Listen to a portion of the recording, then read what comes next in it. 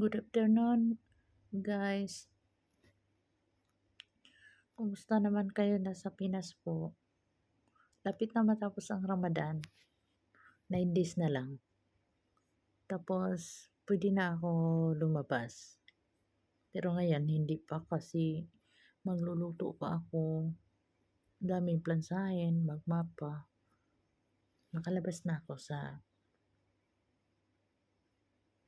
or 30 or 1. Kita-kita tayo sa Manila Restaurant po. Or Lapas Batchoy. Sino mang kabayan na taga Mindanao po, sana kita-kita tayo sa Lapas Batchoy. Lapit lang sa amin ang Lapas Batchoy or Manila Restaurant. Mura lang pagkain. Labas naman kayo para pa mawala yung pagod ninyo. Hindi naman lagi nagtrabaho. Kailangan mamahinga din.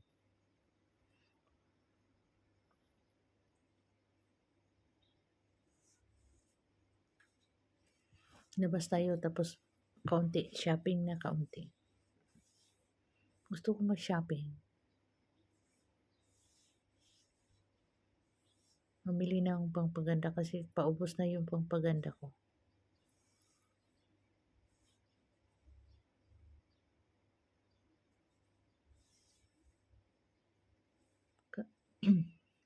Laki kong pasalamat sa Diyos kasi kagabi nag-live ako sa YouTube channel ko. Salamat sa God. Nagtiwala ako lagi sa Kanya. Siya lang ang sandalan ko. Sa awa ng Diyos, ang nanood sa akin ang dami. Malapit na mag 28,000 ang nanood sa akin kagabi.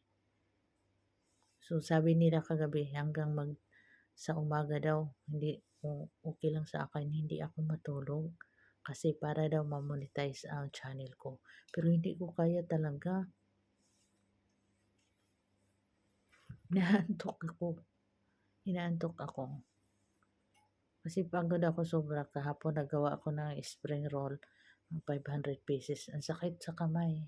Nakatutok yung mata ko lagi. Sakit yung mata ko. Tapos pagkatapos nagluto. Pagkatapos nagugas ng dami. Binilisan ko kasi mag-live ko.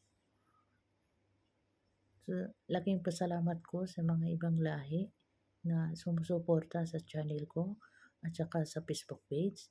Nagpasalamat ako, lubos akong nagpasalamat sa kanila na kahit wala akong sinasabi, yung request lang nila, tumatawa ako, naka-smile ako.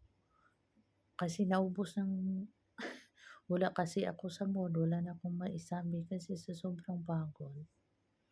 Pero sabi niya, pwede lang mag-smile ka, huwag mo lang i-off. Smile ka, tingin sa amin. So, mas na-attrakan kami sa iyo. So, laging pasalamat ko. Tapos, nanood sila sa akin kung ano ang ginagawa ko. Nanood ako din sa isang CP. Ito nanood ako dito. Nanood ako dito sa ibang vlogger. So, sabi nila, pwede ba i-close mo yung isang CP mo?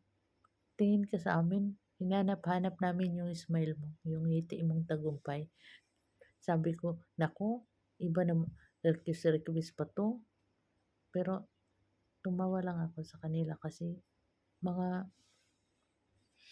lagi silang nanood sa akin. Mga supporter sila sa akin. Laking pasalamat ko na sila ang nagpag-grow sa channel ko kasi nangako ako sa kanila pag mag-grow ang channel ko, ang YouTube channel ko, maging charity vlogger ako. Yun ang purpose ko sa pag-vlog na tumutulong sa kapwa ko na katulad ko na mahirap.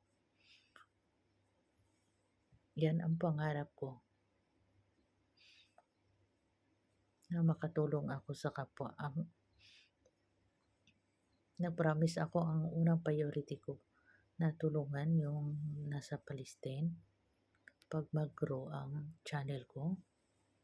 Promise ko sa kanila. Tapos nag-promise sila sa akin mamaya daw na mamaya maging 1,000 ang sa YouTube ko. Pinangako nila na this week ma-monetize din ako. Laking pasalamat ko sa kanila na lubos silang sumusuporta sa akin. Parehas kami mga OFW, pagod din sila, pagod din ako. Pero willing sila sumusuporta sa channel ko.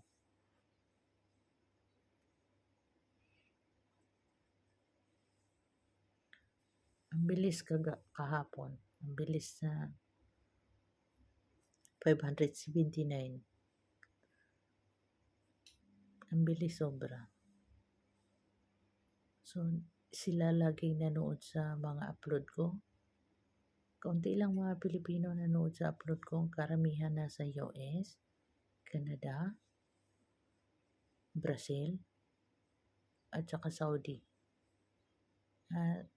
May sa Qatar din, pero parang sa Qatar, parang 20% lang. Pero ang karamihan dyan sa Canada, US. Ang daming nagmimisis sa akin na mga taga-US na sabi nila kung okay lang daw sa akin na mag-asawa ako ng mga foreigner. So, willing daw sila. Daming nag-present, pero in-ignore ko lang sila. Idaan ko lang sa smile. So, yun lang.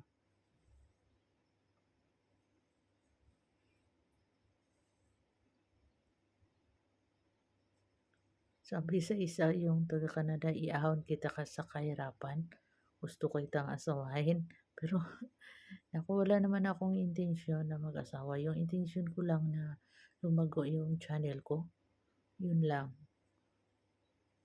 Na makatulong ako sa kapwa. Priority ko yung mga anak ko, unang-una, i-priority ko din. So, huwag kayong mag-alala mga anak ko. Hindi ko naman tinatago na nagkuha ako ng sasakyan. Pag matapos ko yan, magbigay ko sa inyo ng sasakyan din para pag magbanding kayo, magbigay din ako sa inyo ng pera pag mag-forgot na ako. So, hintay lang kayo. Huwag ninyo kukunin agad-agad.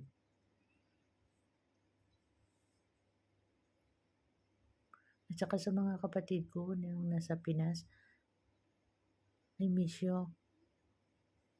Miss ko na kayo lahat. Pasensya na po na matagal ako na hindi umuwi dyan. Kasi alam naman ninyo, sumisikap ako na para sa pag mag-for ako na may pera din ako. Na ayoko umaasa ng ibang tao. Gusto ko na sariling sikap ko. Salamat po. Bye-bye.